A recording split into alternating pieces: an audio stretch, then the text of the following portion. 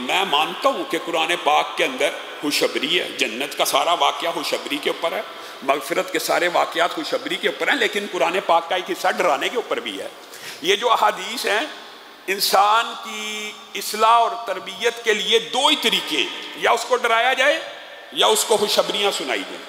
تو ڈرانے کا حصہ دین سے خارج نہیں ہے۔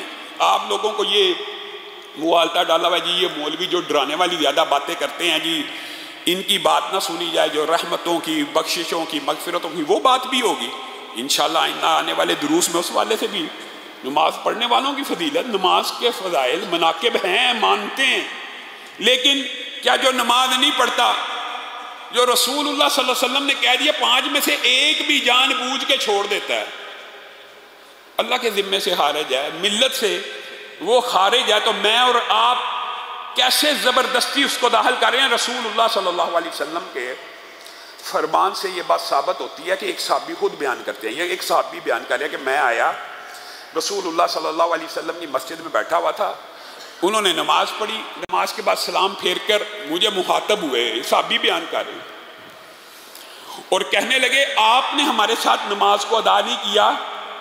جملے کے اوپر غور کرنا ہے، آپ نے ہمارے ساتھ نماز کو ادا نہیں کیا، کیا آپ مسلمان نہیں ہیں؟ بات ختم۔ یعنی صحابہ کی ٹریننگ اور تربیت، یہ صحابہ نے ہم تک بات پہنچائی ہے کہ رسول اللہ صلی اللہ علیہ وسلم کی مسجد میں بیٹھا ہوا تھا، نماز ہوئی، میں نے نماز پہلے سے پڑھ لی ہوئی تھی، رسول اللہ نے مخاطب ہو کے کہا آپ نے ہمارے ساتھ نماز نہیں پڑھی، کیا آپ مسلمان نہیں ہیں؟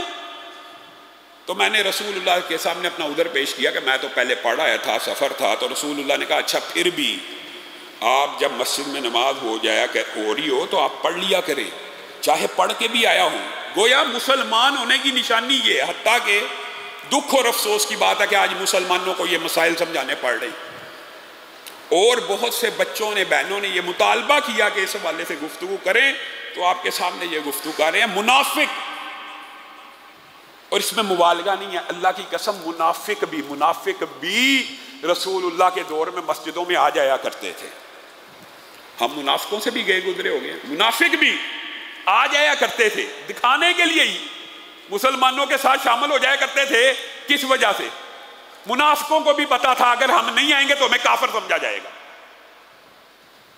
آج کا مسلمان بڑے اطمینان اور سکون سے سمجھتا ہے کہ گھر بیٹھے بھی اور نماز پڑھے بغیر بھی میں مسلمان رہوں گا۔ منافق بھی مسجدوں میں آ رہے ہیں، اور آپ نے وہ حدیث نہیں سنی، معروف حدیث ہے کہ کل قیامت کے دن اس شخص کے لیے نماز جس نے قائم کی ہوگی باعث نجات ہے، باعث رحمت ہے، باعث حجت ہے، جنت میں داخلے کا سبب ہے، معروف حدیث ہے۔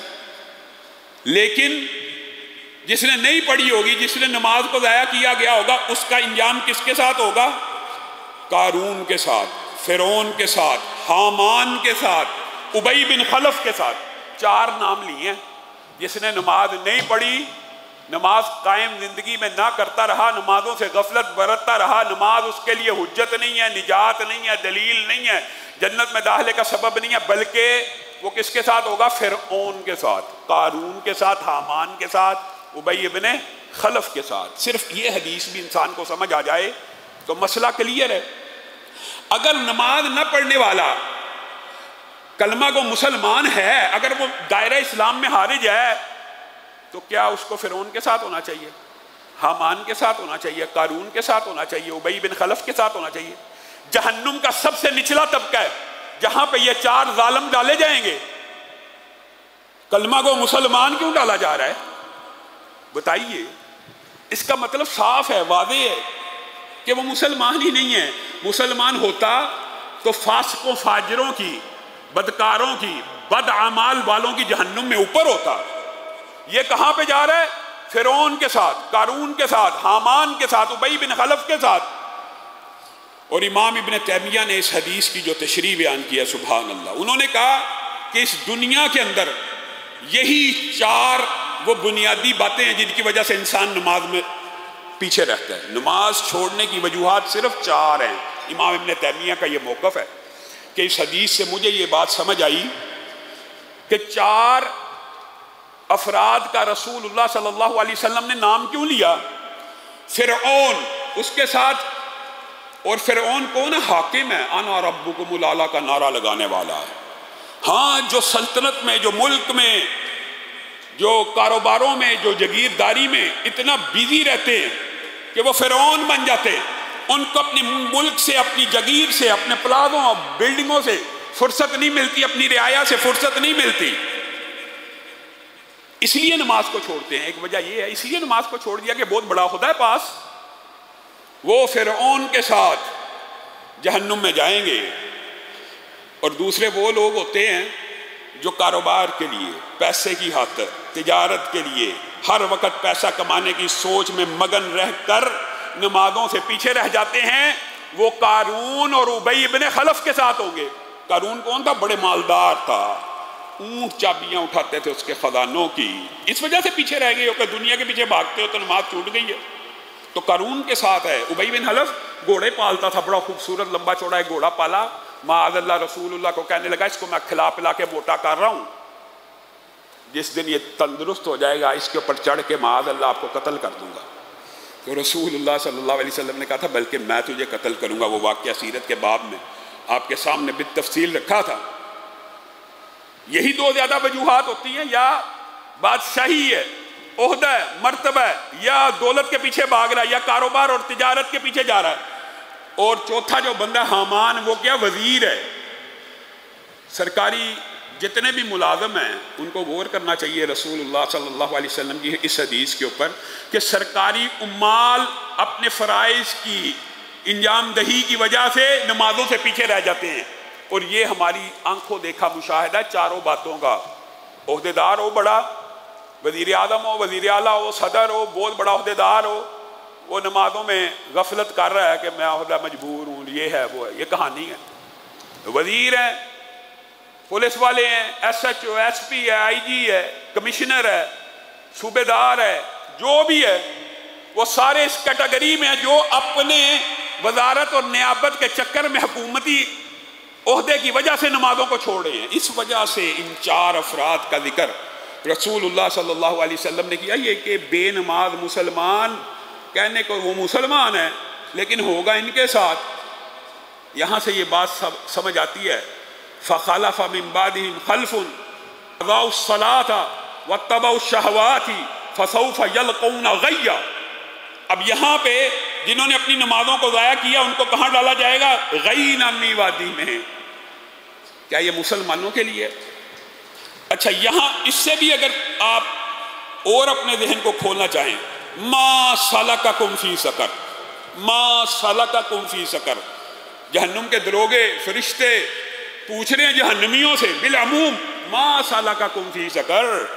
دنیا میں اتنے ڈرانے والے آئے، اتنے نبی بھیجے، علماء واعظین، کان میں بات تو پڑی ہوگی، پھر بھی تم جہنم میں آ گئے ہو بیوقوفو، جہنم میں کیوں آئے ہو؟ ما سلککم فی سقر قالوا لم نک من المصلین، ہم نمازیں نہیں تھے پڑھتے، بس ہم نمازیں نہیں تھے پڑھتے۔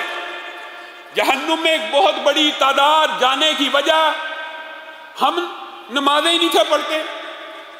یوم یکشف عن ساق، اور یہ بھی قرآن پاک کی آیت ہے کہ جس دن پنڈلی سے کو ظاہر کر دیا جائے گا اور ان کو کہا جائے گا آ جاؤ سجدے کرو، خاشیۃ ابصارہم ترہقہم ذلہ وقد کانوا یدعون الی السجود وہم سالمون۔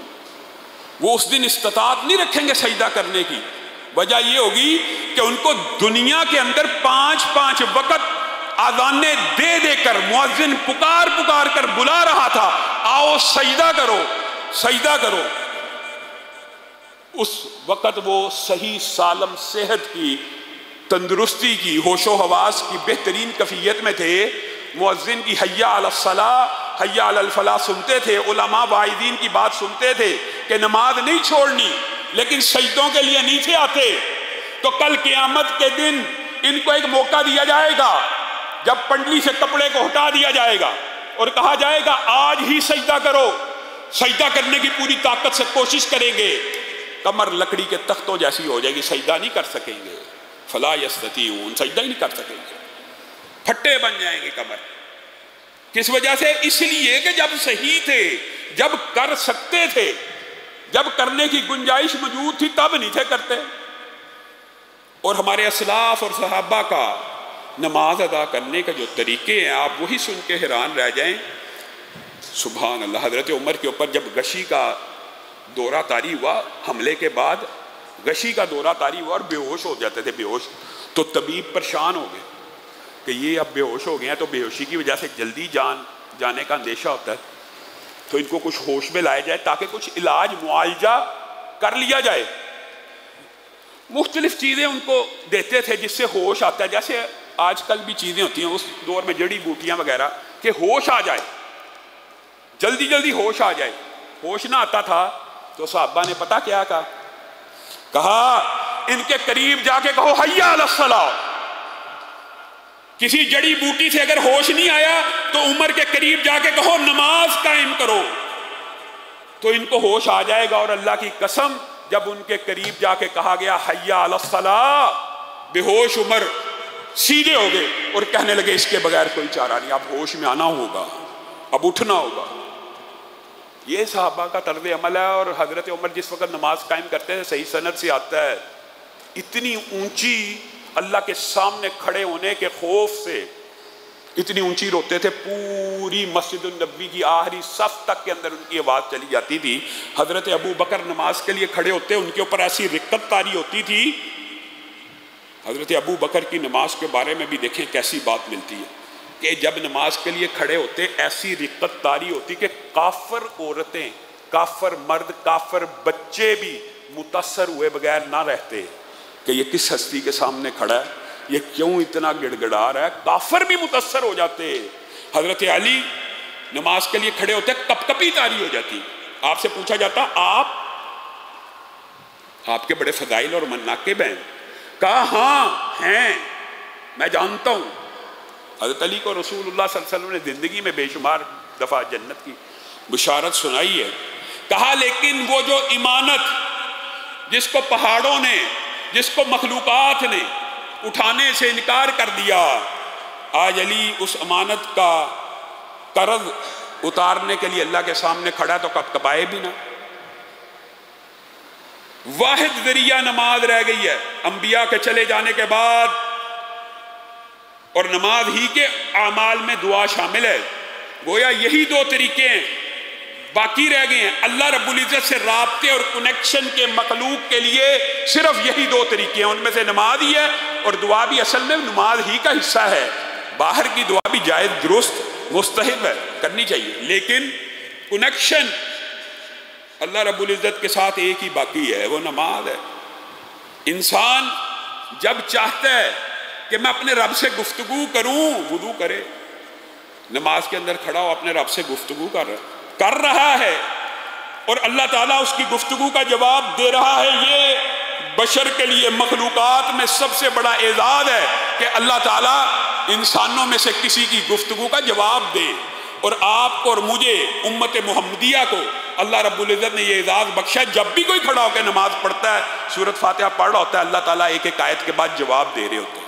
یہ واحد ذریعہ ہے اللہ کے ساتھ رابطے کا، اللہ کے ساتھ کنیکشن کا۔ ہم اس کو بھی توڑ دیں اور پھر ہم یہ سمجھیں کہ ہم پھر بھی مسلمان ہیں، ہمارا دین پھر بھی مکمل ہے۔ 5 نمازوں میں سے ایک نماز چھوڑنے والا، صحابہ کا اس بارے میں اجماع ہے، امام ابن حزم کی میں نے آپ کے سامنے بات رکھی ہے کہ وہ دائرہ اسلام سے خارج ہے۔ لیکن کون؟ جو جان بوجھ کے چھوڑ رہا ہے، جو جان بوجھ۔ صحابہ کے یہ جو فتاوی ہیں ان کے اندر یہ الفاظ موجود ہیں کہ جان بوجھ کے چھوڑنے والا۔ ایک آدمی جاگ رہا ہے، کوئی شرعی عذر نہیں، نہ بیماری ہے، نہ خوف ہے، نہ بارش ہے، نہ مرض ہے، جو شرعی عذر ہے ان کے علاوہ، اذان ہو گئی ہے، اٹھ ہی نہیں رہا، نماز پڑھ ہی نہیں رہا، جانتے بوجھتے کہ نماز کا وقت ہے، نہیں پڑھ رہا، وہ دائرہ اسلام سے خارج ہو جاتا ہے۔ یہ مولوی کا فتویٰ نہیں ہے، پھر آپ کہیں گے بڑی سخت بات، یہ صحابہ کا فتویٰ ہے، یہ رسول اللہ صلی اللہ علیہ وسلم کے فرامین سے صحابہ نے اخذ کیا۔ اللہ رب العزت جو کہا گیا، جو سنا گیا، اس کو سمجھنے کی توفیق عنایت فرمائے۔